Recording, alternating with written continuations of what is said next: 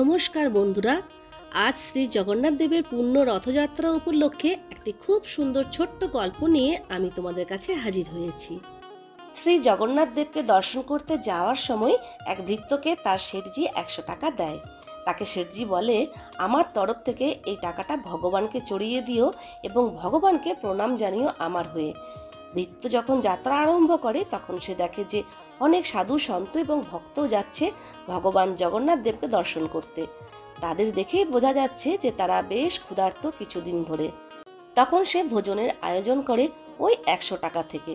98 টাকা খরচ হয়ে যায়, এজন্য মাত্র 2 টাকা ফেরত আসে। মন্দিরে ভগবানকে ওই 2 টাকায় অর্পণ করে সে এবং বলে, শেঠজির প্রণাম স্বীকার করুন এবং তাকে আশীর্বাদ করুন।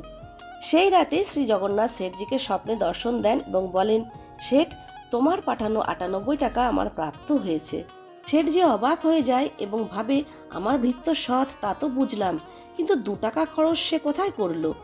যখন তার ভৃত্য ফিরে আসে তখন সে তাকে জিজ্ঞাসা করে, টাকা চড়িয়েছো তুমি? ভৃত্য বলে, হ্যাঁ, চড়িয়ে দিয়েছি। শেঠজি বলে, 98 টাকা দিয়েছো, 2 টাকা কেন দাওনি? কি হয়েছে? সব ঠিকঠাক আছে তো? ভৃত্য বলে, আপনাকে কে বলল? আমি তো মাত্র 2 টাকা চড়িয়েছিলাম। 98 টাকা তো আমি সাধু সন্ত এবং ভক্তদের সাহায্যের জন্য খরচ করে দিয়েছিলাম। শেঠজি বলে, বেটা, ওই 98 টাকাই ভগবান স্বীকার করেছেন, বাকি 2 টাকার কোনো মূল্যই তিনি দেননি।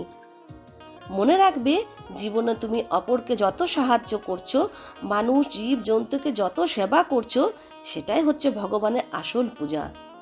সকলে ভগবান জগন্নাথ দেবের কৃপায় সুস্থ থেকো, ভালো থেকো, এই শুভকামনা নিয়ে এখানেই শেষ করছি। বাই।